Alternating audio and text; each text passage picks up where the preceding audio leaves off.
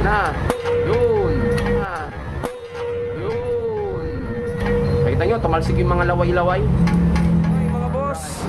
Meron tayo dito, ano ba to? Mio, ano ba to? Mio Solay 115 mga boss.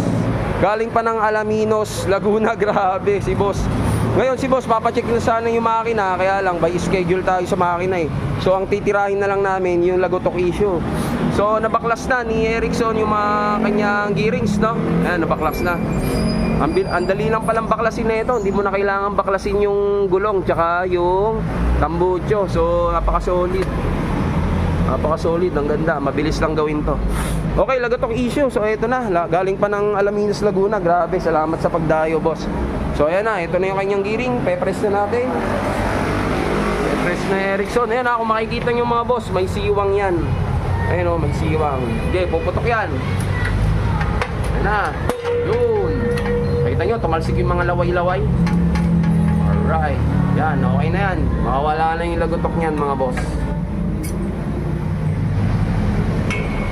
Okay, so ayan na. Tapos, kakabit na natin. Makawala na yung lagotok nyan. Yun lang. May pinipress lang sa mga gearings sa mga Yamaha M3. Yan, Mio Sol 115. Tapos NMAX Aerox.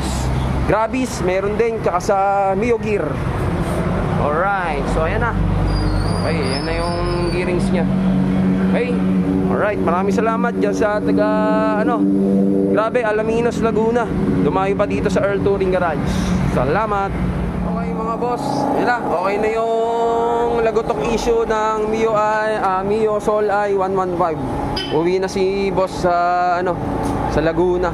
Okay, tapos may konting issue pa sa panggilid, so inayos na rin natin yan, like ng mga torque drive assy. Okay, maraming salamat. Yan, sa pagdayo, galing pa ng Laguna si boss. Alright, lagotok issue.